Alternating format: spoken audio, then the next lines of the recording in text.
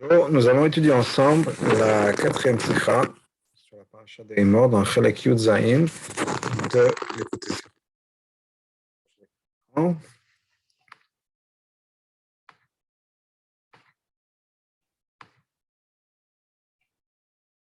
Alors, le pasuk nous dit la chose suivante: Min pasuk usmachtem lifnei Hashem Elokechem.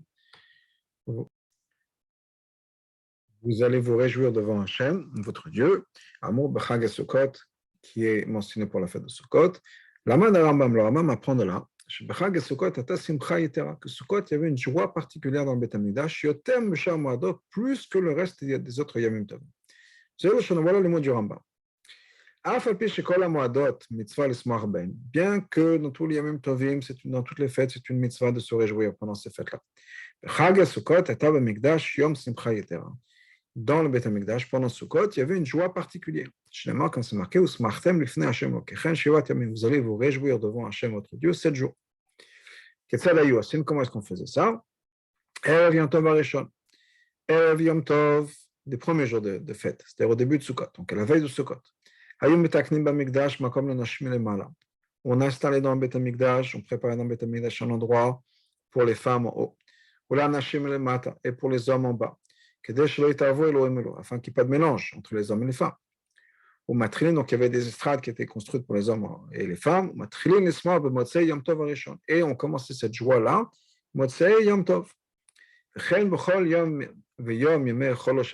et on faisait ça la même chose en chaque jour de Chol HaMoed. Mais Rambam. Donc, le fait que le Rambam ramène ce pasuk-là, vous allez vous réjouir devant Hashem 7 jours. Et c'est la source que dans le Beth Amikdash, il y avait plus de joie.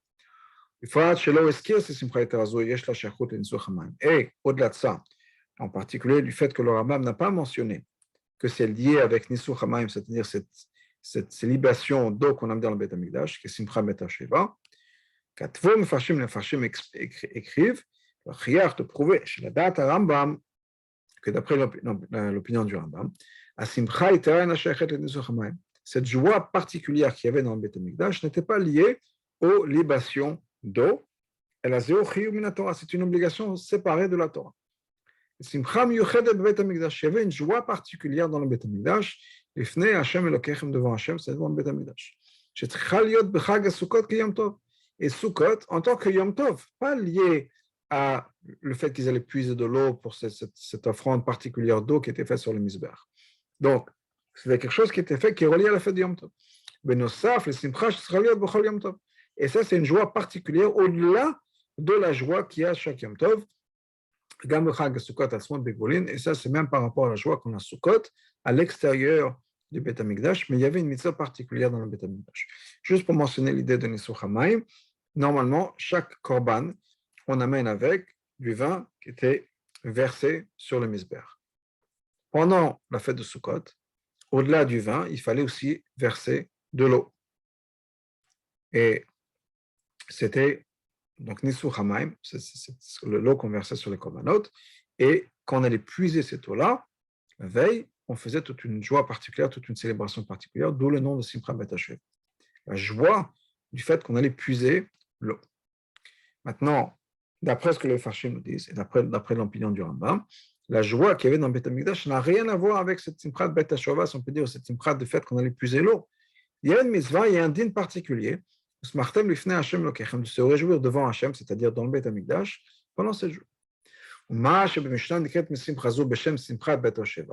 Dans la Mishnah, on parle de cette joie particulière qui était dans le Beth Amikdash pendant Sukkot. On appelle ça la joie qui est de Bet HaShoeva, du fait qu'on allait puiser. Chem Bagmara, et l'Agmara aussi. Vous allez puiser de l'eau dans la joie.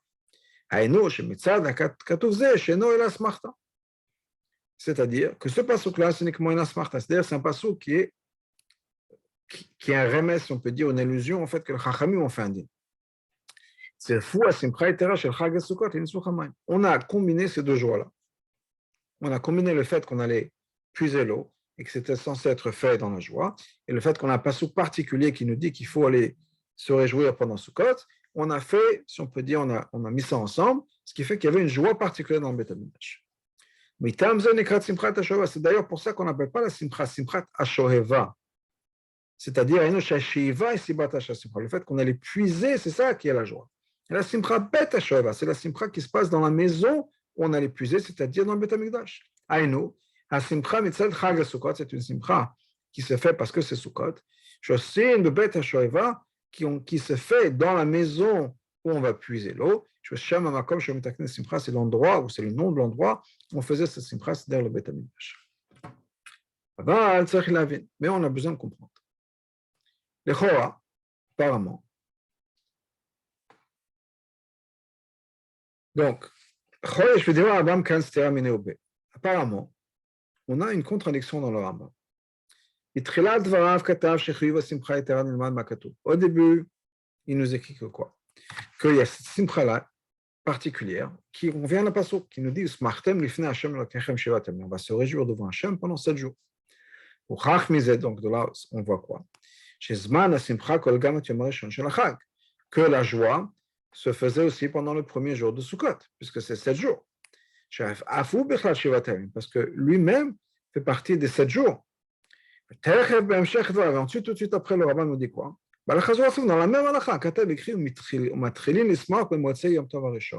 quand est-ce que la joie commençait dans le Beth Amikdash? Pas depuis le premier jour de Sukkot. On attendait la fin du premier jour, à la fin de Motsei Yom Tov. C'est après le premier jour de Sukkot, à ce moment-là qu'on se réjouissait. Si on dit qu'il y a un pasuk qui nous dit qu'il faut se réjouir pendant 7 jours, c'est 7 jours, c'est pas 6.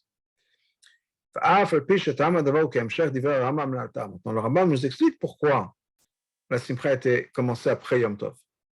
Tout de suite. Que cette joie-là ne repousse pas ni Shabbat ni Yom Tov. Et donc, c'est pour ça qu'il fallait attendre après Yom Tov. Ça même, c'est un problème. Bishlama, ça a du sens. Si cette Simcha qu'on rajoutait dans Sukkot, c'était uniquement un din Midrabanan. L'Ochim Minatora, ce n'est pas une obligation Minatora. Azaïd. À ce moment-là, il y a Mouvanatam, on comprend la raison. Chez elle aussi, qu'on ne va pas faire cette joie-là.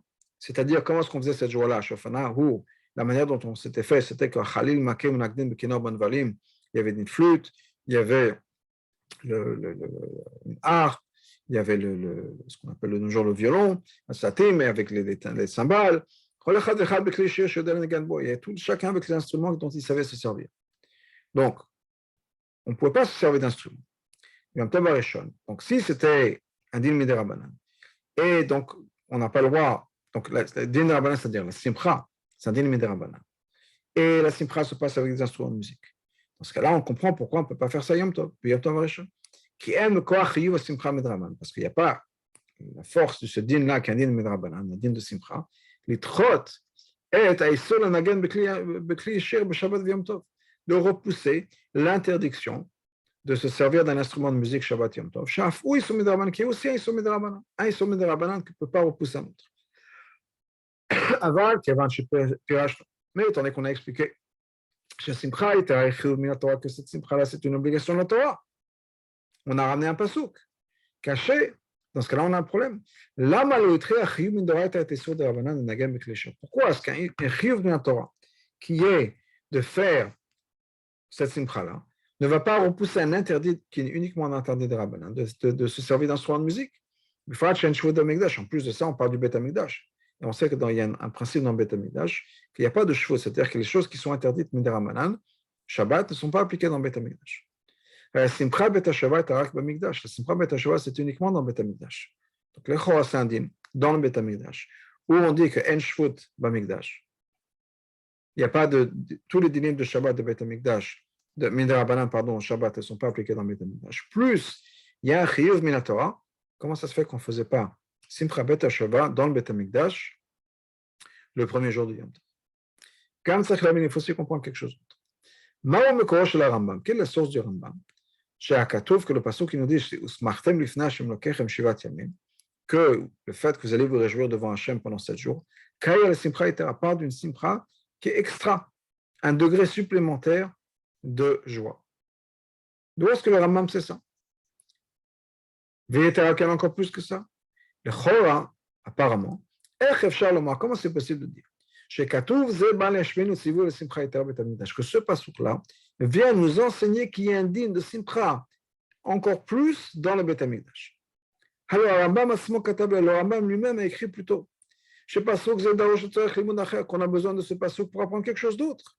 Quelque quoi Mitzvah Tulav, la mitzvah de Lulav, qui est normalement le passouk nous dit vous allez prendre le premier jour, c'est-à-dire que la mitzvah de Lulav, de Dalet Minim, Lulav, les trogs, etc., est uniquement le premier jour de Sukkot. Le Rambam nous dit non. Dans le Beth Amikdash, on prenait le Lulav tous les jours. Mishivat Yimachak de 7 jours de Sukkot. Comme c'est marqué, vous allez vous réjouir devant Hashem. Donc le Rambam nous dit que ce passouk-là, n'a rien à voir avec la simcha de Yom Tov. C'est un din qui nous apprend que dans le Beth Amikdash, on prenait le Lulav tous les jours de Sukkot, qui est d'ailleurs la raison pour laquelle de nos jours, après le Choban Habayit, nous prenons le Lulav et le Etrog, c'est-à-dire les Dalet Minim, tous les jours de Sukkot, qui est Zechel Amikdash, pour se rappeler du Beth Amikdash. Mais à la base, le pasuk nous dit uniquement le premier jour. Le reste, il n'y avait pas de Lulav, uniquement dans le Beth Amikdash. Donc en tout cas, pour revenir au pasuk, comment est-ce que le Rambam nous dit que ce pasuk vient nous enseigner qu'il faut avoir une joie particulière dans le Beth Amikdash, alors que le Rambam nous a déjà dit que ce pasuk-là sert à quelque chose d'autre, que dans le Beth Amikdash, on prenait le Lulav tous les jours. Dalet, le Rambam ramène une autre chose dans la continuation de ce qu'il écrit. Mitzvah l'arbot besimchazu, c'est une mitzvah de multiplier cette simcha-là, d'agrandir la simcha au maximum, cette simcha bet hasheva. Et ce n'était pas tout le monde qui faisait cette simcha. Les amaretz, les ignorants ne faisaient pas cette simcha, ne participaient pas. Ou bien ce n'est pas ouvert à tout le monde. La gdoleh chachmei Israël, c'était uniquement pour les grands, les plus grands des chachamim. Raché yeshivot, les têtes de yeshivot, Sanhedrin et du Sanhedrin, Chassidim, les chassidim, Vaskanim et les anciens, les sages. Banshema, c'est les gens qui avaient des actions, les tzadikim. C'est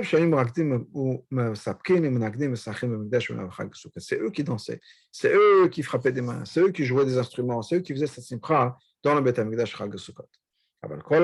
Mais le reste des gens, Anashim, Vanashim, les hommes, les femmes, eux venaient juste pour regarder. Le Rambam prend ça d'une Mishnah qui nous dit Chassidim les Chassidim et les gens qui avaient des actions, les tzadikim, eux ils dansaient. C'est que la vie, on a besoin de comprendre. Fianal, d'après ce qu'on a vu plus tôt, que d'après le Rambam, cette obligation de Simcha est une obligation de la Torah qui fait partie des dinim de Simchat Yom Tov. Ce n'est pas un din de Rabbanan à cause de Nisuch HaMayim, de cette libation d'eau. Pourquoi est-ce que pourquoi est-ce que tout le monde n'avait pas accès à cette simcha? Les gens, de manière générale, venaient uniquement pour voir. Alors que c'est un chiyuv min Torah, c'est qu'imaginez de chiyuv de faire Shabbat ou mettre les tefillin, on dit non, c'est pas pour tout le monde.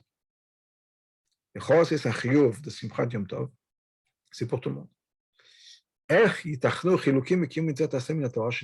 Comment c'est possible de créer des différences entre certaines personnes, des catégories de personnes, dans une mitzvah tassée, qui dans la Torah ne nous donne pas ces catégories. Alors, bien sûr, il y a des mitzvot qui sont pour certaines personnes. Les mitzvot pour les Kohanim, les mitzvot pour les hommes, pour les femmes, pour les Lévim, pour le Kohen, pour le roi. Oui. Mais la Torah ne nous donne pas du tout de guéder, si on peut dire. Il n'y a pas de limitation dans la mitzvah. Vous allez vous réjouir devant Hachem, c'est tout. Ce n'est pas marqué qui ou certaines personnes. Quelle est la source de ça? Même si ça vient du Mishnah, d'où est-ce que la Mishnah tire ça?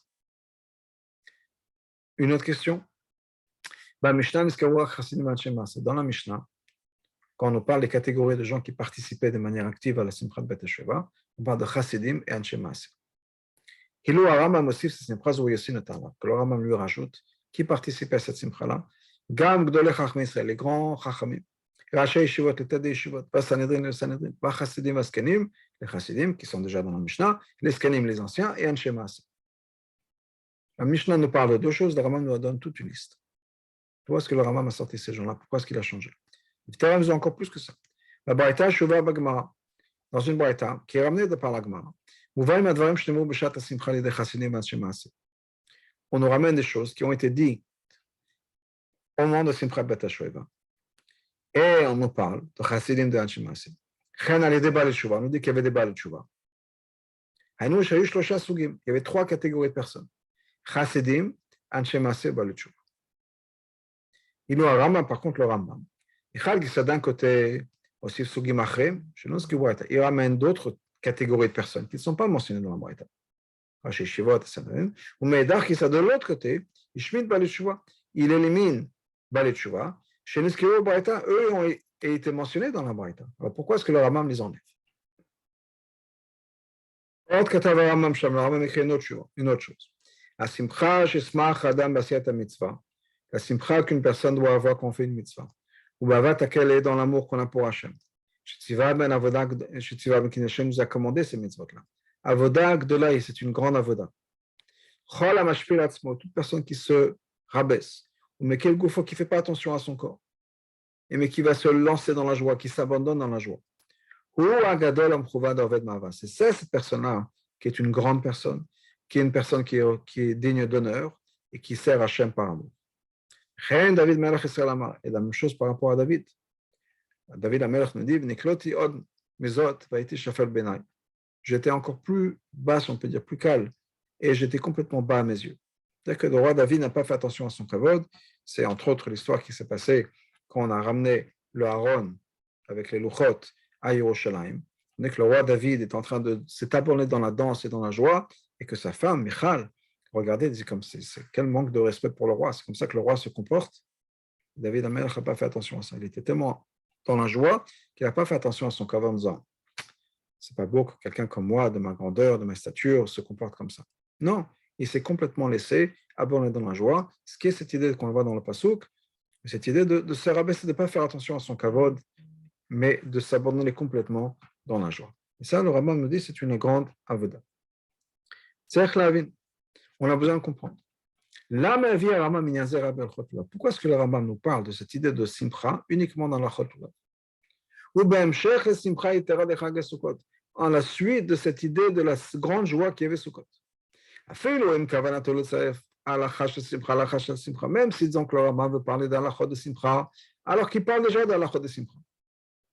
Donc ça a du sens, ça va ensemble. Il aura dû ramener ça plus tôt dans l'Alachot de Yom Tov. Qui sont d'abord, premièrement, Aleph, Kodbot et Lulav, elles viennent avant l'Alachot de Lulav, et Bet, Mdouba Ben Odot, Simcha Klabioter. Et là-bas, il parle d'une Simcha qui est beaucoup plus générale, tous les Yom Tov, tous les Yom Tovim. Veika, encore plus de ça.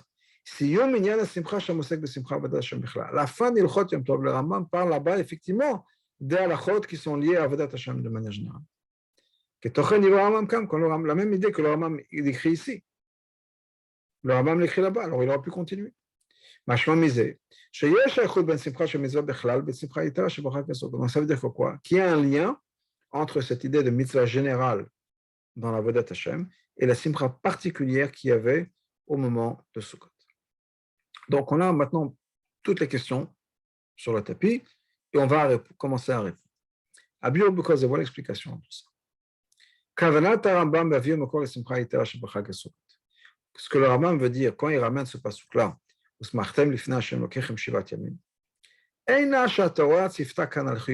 pas que la Torah nous a donné un commandement en plus de Simchat Yom Tov, en plus de la joie qu'on peut avoir Yom Tov.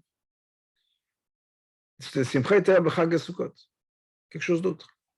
Et donc, ce n'est pas qu'on a une autre mitzvah. Il y a la Simchat Yom Tov. Et la Torah nous rajoute un autre din. Non. Et là, ce que la Torah fait, c'est que, étant donné que la Torah nous souligne la mitzvah de Simchat Yom Tov, et c'est souligné, on doit mettre un migdash en particulier, mais c'est souligné d'Afka au moment de Sukkot, Yoter Mebshar Yom Tovim, plus que le reste du temps, les autres Yom Tovim, Pesach et Shavuot, c'est marqué Usmachtem Lifnei Hashem Lokechem Shivat Yamim. Af al pi shechiyud Simchat Yom Tov yadoua kavah ma shekatuv Samachta bechagecha. Même si on sait déjà qu'il faut être joyeux Yom Tov. Et malgré tout, la Torah va le répéter encore une fois. Et donc, pour cela, c'est pour ça que les gens ont décidé, parce que c'est marqué dans la Torah, on a vraiment mis l'accent sur la Simcha au moment de Sukkot, c'est pour ça qu'il y a eu dans le Beth Amikdash une Simcha particulière. C'est-à-dire, cette chose-là, ce pasuk-là, a causé que qu'à ce moment-là, il y avait une joie particulière Sukkot. Mais Tor Simchat Yom Tov, qui faisait partie de la joie de Yom Tov.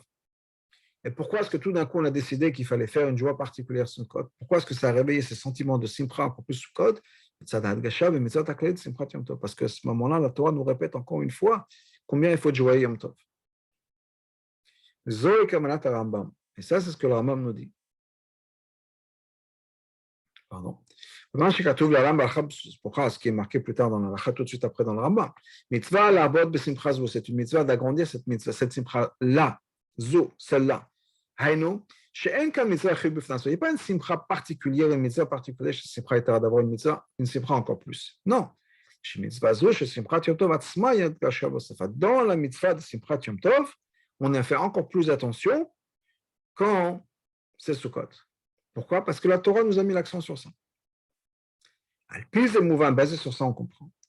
Pourquoi est-ce que Simchat Bet HaShavua ne repousse pas Yom Tov?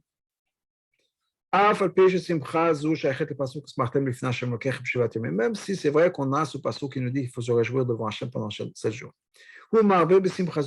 Et on rajoute de la Simcha, quelqu'un qui fait encore plus de Simcha pendant ce côté accomplit encore plus, on rajoute dans la mitzvah de Simchat Yom Tov, mais comme même malgré tout, il n'y a pas une obligation de Minatora d'avoir une simcha particulière, c'est-à-dire indépendante de Simchat Yom Tov. Mitzvah Taseh de Simchat Yom Tov, et la mitzvah Taseh de Simchat Yom Tov, on peut l'accomplir même s'il n'y a pas une mitzvah en plus. Ça ne peut pas repousser l'interdiction de jouer de la musique Yom Tov, même si l'interdiction est uniquement Midrabanan. Parce qu'il s'agit uniquement du din de Simchat Yom Tov.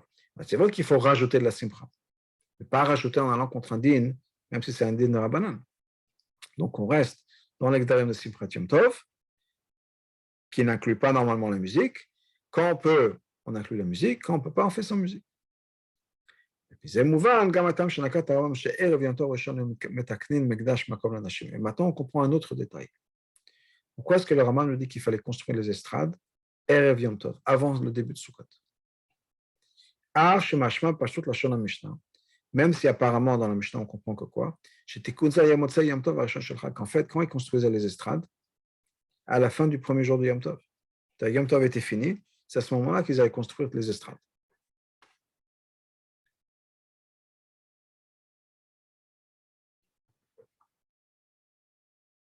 Donc, bien que bien que dans la Mishnah on voit que qui faisait les estrades donc Motzei Yom Tov.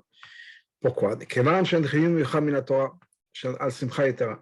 donné que, comme on a vu plus tôt, il n'y a pas une obligation particulière d'avoir une simcha en plus qui justifierait, si on peut dire, un chiyuv pendant Yom Tov. Donc, on ne peut pas non plus repousser le issur de faire un travail pendant Chol HaMoed. Donc, on ne peut pas construire l'estrade pendant Chol HaMoed, puisque ce n'est pas un chiyuv particulier de simcha pendant Sukkot. C'est pour ça que le Rambam nous explique qu'il faisait l'estrade avant Yom Tov, parce qu'on n'aura pas pu la construire pendant Yom Tov. Apaiser mouvant, basé sur ça, on comprend. On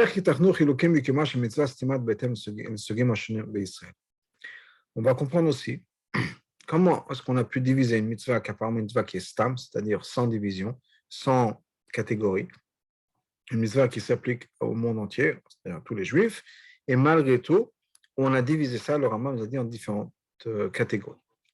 Maintenant que ce n'est pas une obligation de par elle-même. Mais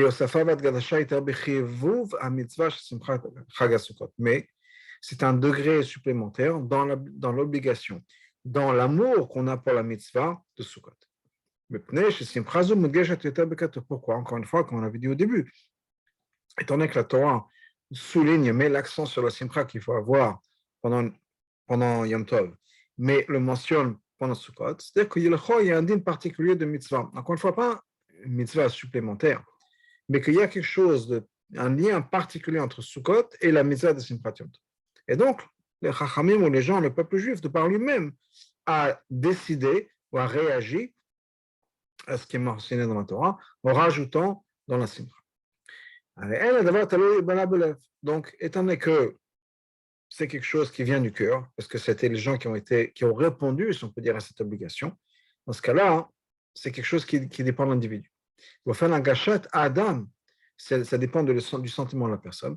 Combien est-ce que cette personne-là ressent ce qui est particulier dans cette mitzvah-là? Au moment là, automatiquement, les gens qui avaient la plus grande madrigot, eux, cette joie-là s'est exprimée dans le sens où ils ne pouvaient pas se retenir, si on peut dire, ils dansaient, ils frappaient des mains, etc. Mais chez les gens simples, si on peut dire, le commun des mortels, qui ne ressentaient pas nécessairement une simcha de la mitzvah, un amour de cette mitzvah.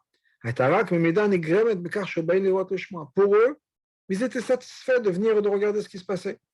Ils n'étaient pas motivés à danser, il n'y avait pas quelque chose qui les poussait, qu'il fallait absolument danser, bouger, sauter en l'air, ils n'avaient pas ce sentiment-là. Donc c'est vrai qu'ils ressentaient la simcha, c'était un moment agréable, c'était simcha, sukkot, etc., dans le Beth Amikdash, mais ils n'avaient pas ce sentiment profond, cet amour pour la mitzvah qui les poussait à danser. Ou le faisaient, basé sur ça. Étant donné que cette simcha particulière n'était pas une obligation de la Torah. C'est juste un degré supplémentaire dans la mitzvah de Simchat Yom Tov. Et qui va dépendre de la réaction du sentiment de la personne par rapport à l'amour de cette mitzvah-là.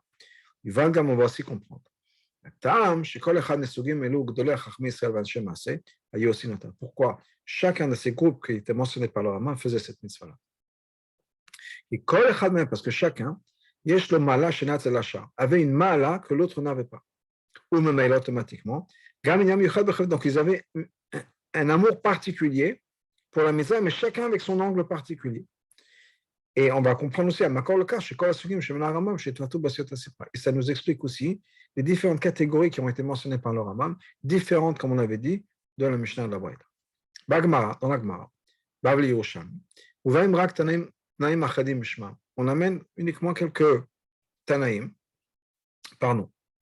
qui participent à cette mitzvah. Et on parle de leur comportement, des mots qu'ils partageaient ou qu'ils ont dit à propos de Simchat Bet HaShavah, bien pendant Simchat Bet HaShavah. Certainement, tous les Tanaïm qui étaient au Bet HaMikdash participaient à Simchat Bet HaShavah. On parle de Tzadikim, de Rashishot, etc. Donc certainement, tous les Tanaïm participaient. Mais certainement, beaucoup de Tanaïm, ou en tout cas plusieurs Tanaïm, ont partagé des choses au moment de Simchat Bet HaShavah. Et là, chez Bagmara,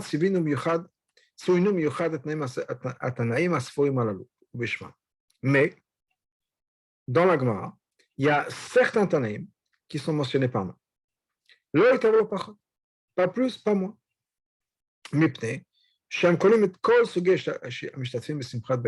Pourquoi? Parce que ces Tanaïm-là, ce sont ceux qui représentaient les différentes catégories de gens qui ont participé à Simchat Bet HaShavah. Chacun de ces noms qui ont été mentionnés fait partie d'une catégorie particulière des gens qui participaient à Simchat Bet HaShavah. Parce qu'encore une fois, comme le Rabbi nous a expliqué, chacun avait un angle particulier dans cette simcha-là, une approche particulière à cette simcha, particulière à la Simchat Yom Tov, et donc c'était représenté par ces différentes catégories. Voilà ce qui est marqué dans la Gemara. Amar Rabbi Shua ben Chanania. Quand nous nous réjouissions dans la Simchat Bet HaShavah, on n'avait pas goûté le goût du sommeil. Pourquoi? On ne dormait pas pendant toute la semaine. Au mieux, on s'endormait un peu, on somnolait sur l'épaule de quelqu'un d'autre, de son ami. Qu'est-ce qui représente Rabbi Shua ben Chanania? C'est pour ça qu'on a parlé de lui dans la Gemara. Quand il s'agit de la participation à Simchat Bet HaShavah, quelle est la catégorie, le groupe de personnes qui représentent? M. Pagman, Agman nous raconte. Rabbi Shua ben Chanania était quelqu'un qui rentrait dans les débats avec les anciens, les sages de Athènes. C'est des grands chachamim. Et lui, il a gagné ce débat. Une autre histoire qui mentionne la Gemara. Avant son décès, les chachamim de Ben Israël lui ont posé la question suivante. Qu'est-ce qu'on va faire avec l'apicurcine? C'est-à-dire que vous, Rabbi Shimon ben Chananel, vous avez des réponses à tout, mais maintenant vous partez, comment est-ce qu'on va nous répondre? Et chez le Makach, il aurait répondu. Pasuk avec un pasuk. Avda etzam ebanim nisra chachmatam. Il dira pasuk. Il a dit, t'inquiète pas. Mais si la sagesse est partie, alors il n'y aura pas de l'autre côté, il n'y aura pas non plus de sagesse. Mais il y en a qui disent que c'est un autre pasuk. Que la sagesse est partie, on continue, on avance, les choses avancent. Donc on voit que quoi? Que Rabbi Shimon ben Chananel faisait partie des plus grands chachamim. C'est lui qui avait des réponses à donner aux autres. Et sans lui, il n'y avait plus de chokhma. Et s'il n'y a pas de chokhma, il n'y avait pas de dialogue, mais en tout cas, il représentait le chachamim. Mais là, le Rambam apprend que quoi? Que les plus grands chachamim, les plus grands sages parmi les peuples juifs, participaient à Simchat Bet HaShavua, se réjouissaient au moment de Simchat HaShavua. C'est pour ça qu'on a, le Rambam a pris ça du nom qui a été mentionné à Gemara. Ensuite, on a un autre nom qui est mentionné. Amor alav Rabbi Shimon ben Gamliel. On parle de Rabbi Shimon ben Gamliel. Shaya Samach beSimchat Bet HaShavua Yanatel, que quand il participait à Simchat Bet HaShavua, il prenait des torches. Rabbi Shimon ben Gamliel, c'était quoi? Yanasé à Sanhedrin, il était la tête du Sanhedrin. C'est le Nassi, président, si on peut dire, du Sanhedrin. C'est pas Bagma, comme c'est marqué dans l'Agma. Sanhedrin Gdola Minyanam Shiva Mechad, que le grand Sanhedrin, il y avait 71 Dayanim. Hakadol B'chokhma Shebekulan, Moshivin Oto Rosh Alehem. Le plus sage parmi tout cela, c'est lui qui devient la tête de ce Sanhedrin. Rosh HaYeshiva, c'est le Rosh HaYeshiva. Et c'est le titre qu'on donne de Nassi. À chaque fois qu'on parle de Nassi, on parle de la personne qui est à la tête du Sanhedrin. Nassi ou Rosh HaSanhedrin, le Nassi, c'est la tête du Sanhedrin.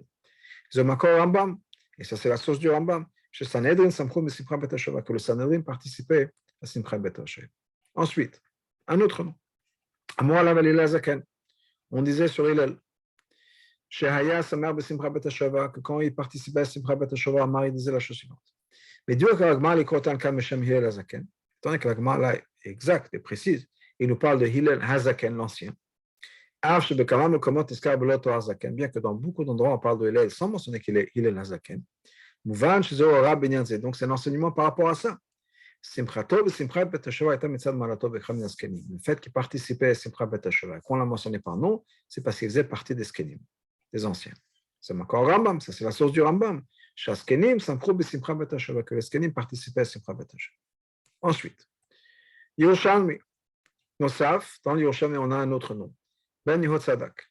Lui, il était particulier, spécial, et les gens le louaient avec les sauts qu'il faisait. Certainement, l'histoire nous a été ramenée pour qu'on puisse apprendre de là. C'est pas quelque chose pour nous dire pour enfermer, si on peut dire. La Kavana le Gadol d'Israël. On parle de quelqu'un qui est un Gadol d'Israël. À l'époque du Beit HaMikdash. De qui on parle dans un autre endroit. Effectivement, dans la liste des Tanim, on voit que quoi? On voit un nom de qui est Rabbi Shimon ben Yochai Tzadak. Mais on ne trouve pas une mala particulière de Rabbi Shimon ben Yochai Tzadak. Il n'y a rien de particulier qui est mentionné. C'est vrai qu'on a son nom qui est mentionné. Donc certainement, c'était quoi la mala qu'il avait? Qu'on appelait Rabbi Shimon. Ça veut dire quoi Rabbi Shimon?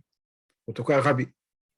Quand on appelle quelqu'un par le terme de Rabbi, c'est marqué dans la Tosefta. Quelqu'un qui a des élèves, on l'appelle Rabbi. C'est-à-dire que Rabbi Shimon ben Yochai Tzadak, tant qu'on l'appelle Rabbi, c'est qu'il avait des élèves, il était Rosh Yeshiva. De là, le Rambam apprend que les Rashi Yeshivot participaient à Simchat Bet HaShavua. On peut avoir une question.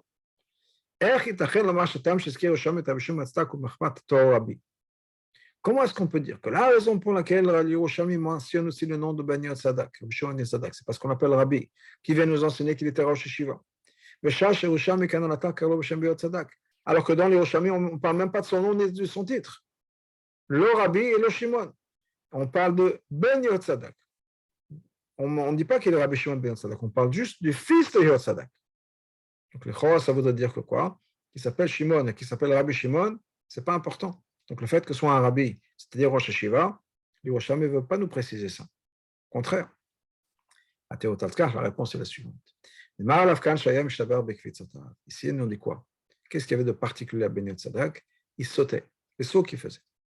Que lui-même se vantait, si on peut dire, de ses sauts. Quelqu'un qui parle de lui-même, il faut qu'il parle d'une manière qui va rejeter, si on peut dire, les suspicions des autres. Même si son spécialiste, son sens de gave, en disant regardez-moi. C'est pour ça que lui-même, tandis qu'il parlait de lui-même, on n'a pas dit qu'il était mishtaber, donc lui-même se louait. Donc c'est pour ça qu'il disait, il parlait de lui-même avec un terme qui n'est pas de kavod. Ce n'est pas Rabbi ou Rabbi Shimon.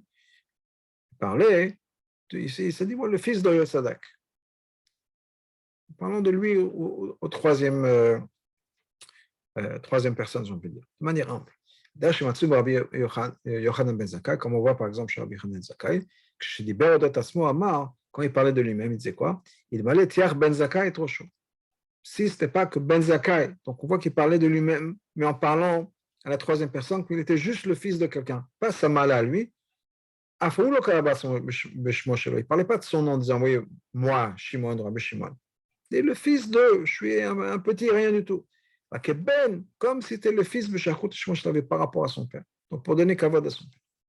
Donc, c'est pour ça que il parlait de lui-même.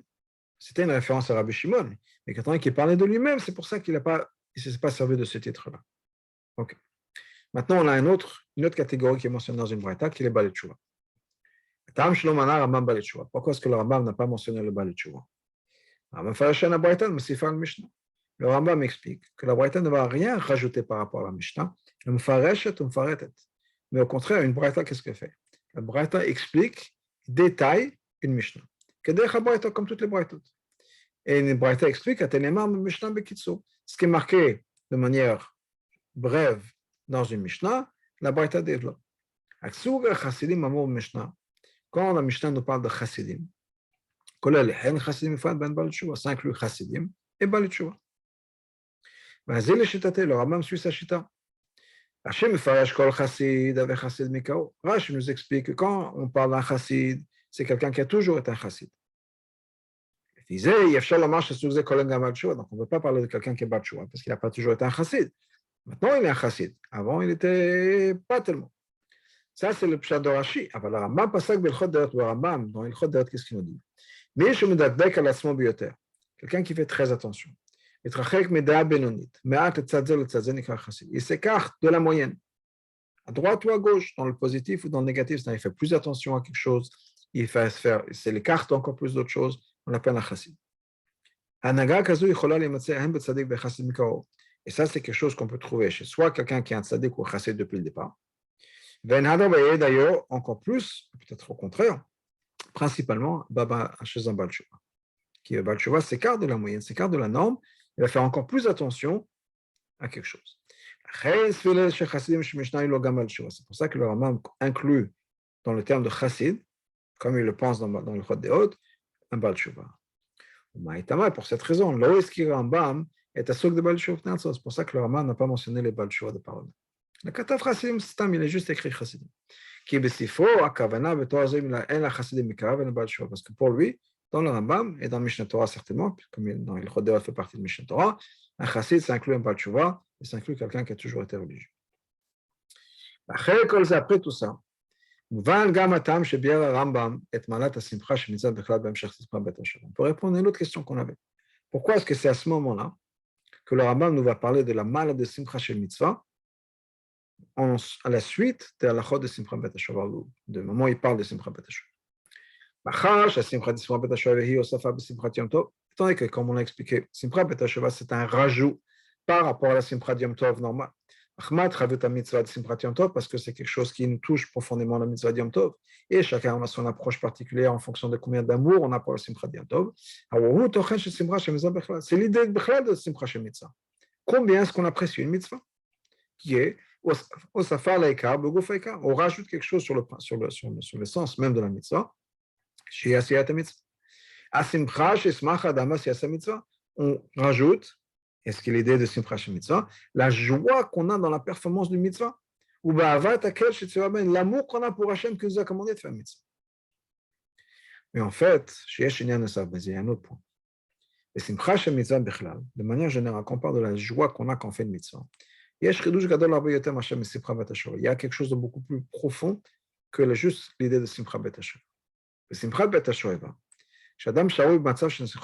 quand une personne est de toute façon de bonne humeur et dans la joie, certainement il n'y a pas de place pour la déprime.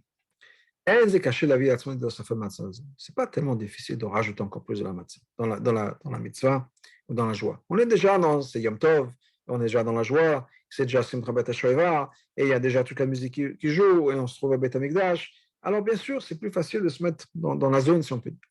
Aval, Simcha Shel Mitzvah, Simcha Shel Mitzvah, la joie qu'on a de faire chaque mitzvah, c'est pas juste qu'on est Yom Tov à Bet Amikdash, avec tout un environnement. C'est toutes les mitzvot tous les jours.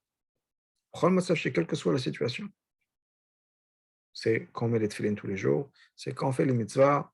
C'est pour ça que cette mitzvah-là, c'est une avodah, une grande avodah. Et donc, c'est pour ça que le Rambam m'a ramené une preuve de David Hashem qui dansait, faisait un peu le fou, si on peut dire, devant Hashem. La pour nous enseigner à quel point il faut faire avoir de joie dans toutes les mitzvot. Même si c'est difficile pour une personne d'y arriver, il faut le faire. Là maintenant on voit une progression dans le mot du Rambam, du plus facile au plus difficile. D'abord le Rambam commence avec la joie qu'on doit avoir pendant Yom Tov. Tous les Yomim Tovim, c'est une mitzvah de se réjouir pendant. C'est Yom Tov. Ok. Ensuite, il rajoute, on monte, on parle de la joie qu'il y avait à Sukkot. C'est encore plus élevé. Encore une fois, ça vient parce qu'on a l'amour qu'on a pour les mitzvot.